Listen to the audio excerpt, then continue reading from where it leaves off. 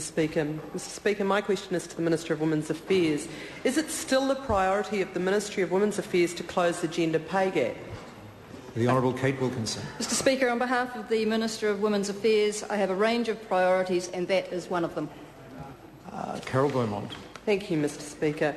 Mr Speaker, what has been done to action the suggestion made in the December issue of the Ministry of Women's Affairs Pānui that there is a need to speed progress, I quote, there is, quote, a need to speed progress to eliminate, end quote, the gender pay gap, which is urgent in light of the real financial pressure facing many low and middle income New Zealand families? Honourable Kate Wilkinson. Mr Speaker, can I say to that member, obviously the Ministry has done some tremendously good work because the pay gap has fallen from 13% in 2008 to 11.3% in 2009 to 10.6% in 2010, the third lowest in the OECD.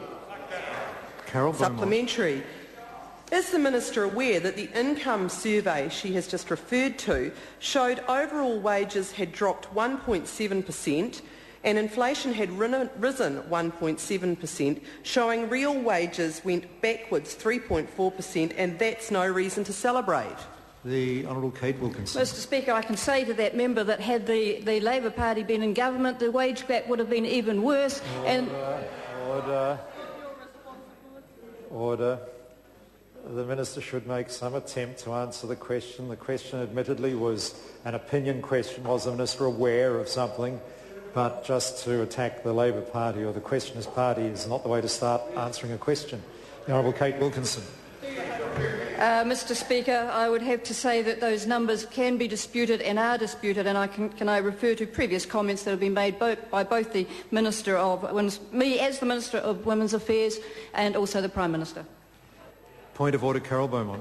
Mr Speaker, those figures that the Minister quoted herself were from the New Zealand... Order. Point of order. Procedure is not a procedure to question to dispute the Minister's answer. The member can ask a further supplementary if she disagrees with the answer. Carol Beaumont. Point of order. Mr Speaker, I'd like to table the New Zealand Income Survey, June 2010 quarter, which contains the figures that the Minister used and also the figures I used. Order.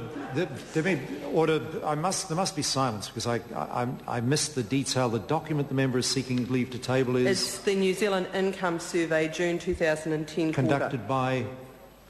Ministry of Statistics, Statistics New Zealand, yeah. Well, those are available to everyone, those statistics releases, so we won't be seeking leave to table that. Question. Does the member have a further supplementary question? Carol Beaumont. What would the Minister say to education support staff, school support workers and other women doing important jobs but earning less than they should because of gender discrimination and who are struggling to manage family budgets and ever-rising prices? The Honourable Kate Wilkinson. Mr Speaker, I would say to those women that they should be grateful that there is a national government that has a focus of lifting New Zealand's economic performance and ensuring the well-being of families and communities. Question number 11, Dr Cam Calder. Thank you, Mr Speaker. Question to the Minister.